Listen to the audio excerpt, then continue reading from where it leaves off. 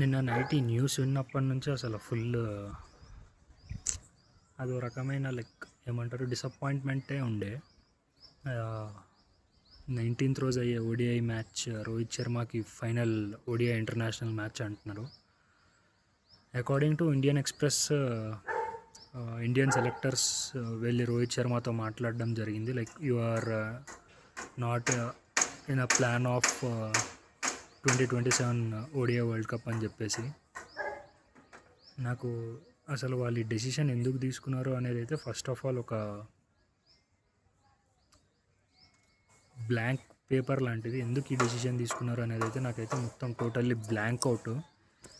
And yeah మనం చూసుకున్నట్టయితే champions trophy గెలిపించిన తర్వాత రోహిత్ శర్మ క్యాప్టెన్సీ లాక్కున్నారు. అలా అని చెప్పేసి మనం ఒకప్పుడు ఉన్న రోహిత్ శర్మకి ఇప్పుడు రోహిత్ శర్మ ట్రాన్స్ఫర్మేషన్ అయితే అసలు అనదర్ లెవెల్. అసలు ఎంత ఫిట్ అయ్యి వచ్చి ఆడడం అనేది ఒక స్పోర్ట్ మీద ఎంత ఇంట్రెస్ట్ పెట్టి అంత ఫిట్ అయ్యి వచ్చి ఆడడం అనేది అసలు అది మామూలు విషయం కాదు. అలాంటిది సెలెక్టర్స్ ఎందుకు ఇట్లాంటి డెసిషన్స్ ఇంత సడన్గా తీసుకుంటున్నారు అనేది నాకు తెలీదు. అండ్ రోహిత్ శర్మకి ఏదైనా ఫుల్ఫిల్ అవ్వని డ్రీమ్ ఉంది అంటే అది ఓడిఐ వరల్డ్ కప్ ఒకటే ఇండియన్ టీమ్కి తీసుకొచ్చి ఇవ్వాలి అని చెప్పేసి. 2023 అది మిస్ అయింది. దాని తర్వాత అయిన ఛాంపియన్స్ ట్రోఫీ గెలిచాము, నెక్స్ట్ T20 వరల్డ్ కప్ గెలిచాము. 2026లో మనం ఏదైతే T20 వరల్డ్ కప్ దాన్ని డిఫెండ్ చేసుకోగలిగామో దానికి బేస్ మాత్రం రోహిత్ శర్మ సెట్ చేసిందే. అది అందులో ఎటువంటి డౌటే లేదు అసలు. కానీ సెలెక్టర్స్ రోహిత్ శర్మ పర్ఫార్మెన్స్ని చూసి ఈ డెసిషన్ తీసుకుంటే ఇట్స్ టోటల్లీ అన్ఫేర్. ఎందుకంటే ఆస్ట్రేలియా వెళ్ళి మనం ఆ సిరీస్ చూసుకున్నట్టయితే he has been a player of the match and player of the series. And ఆఫ్ఘనిస్తాన్తో he has got 150+ score and south ఆఫ్రికాతో 250+ స్కోర్స్ ఉన్నాయి. అండ్ మన రోహిత్ శర్మ ఫెయిల్ అయిన సిరీస్ ఏదైనా ఉంది అంటే న్యూజిలాండ్ సిరీస్తో స్కోర్ రాలేదు, రన్స్ రాలేదు.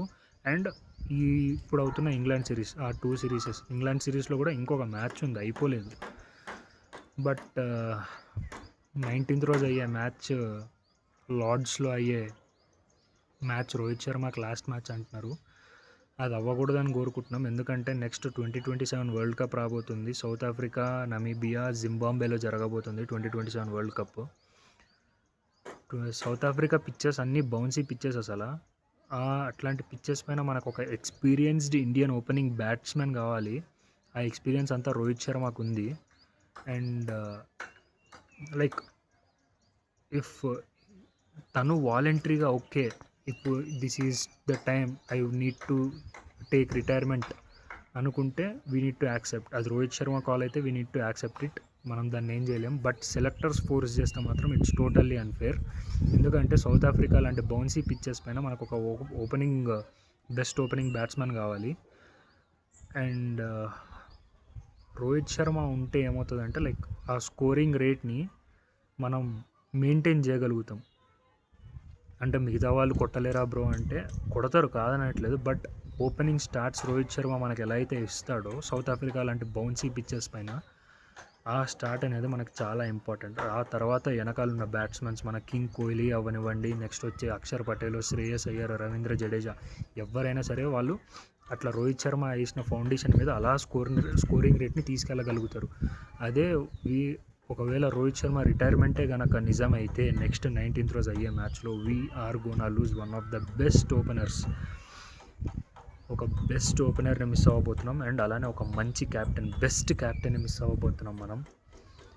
రోహిత్ శర్మ క్యాప్టెన్సీ చేసిన ప్రతిసారి నాకు ఇండియన్ టీం ఒక కొత్తగా కనిపించేది. బట్ సెలెక్టర్స్ ఎందుకు ఈ కాల్ పట్ల ఇంత హార్ష్గా ఉన్నారు, రిటైర్మెంట్ ఎందుకు ఫోర్స్ చేస్తున్నారు అనేది అయితే ఇంకా బ్లాంక్ పేపరే. సో 19th రోజు మ్యాచ్లో రోహిత్ శర్మ మంచి రన్స్ స్కోర్ చేసి హీ నీడ్ టు త్రో ఒక సవాల్ విసరాలి సెలెక్టర్స్కి. I will be the part of the ODI coming up ODI World Cup 2027లో నేను ఉండాలి అని చెప్పేసి 19th రోజు అయ్యే మ్యాచ్‌లో ఒక గట్టి సవాల్ ఇసరాలి. మంచి స్కోర్ చేయాలి. మంచి రన్స్ స్కోర్ చేయాలని కోరుకుంటున్నా. అదొక్కటే కోరుకుంటున్నా నేను. అండ్ ఈ న్యూస్ ఫేక్ అవ్వాలి అని కోరుకుంటున్నాను. So let's wait and see 19th రోజు మ్యాచ్‌లో ఏం డిసైడ్ అవుతుంది అనేది.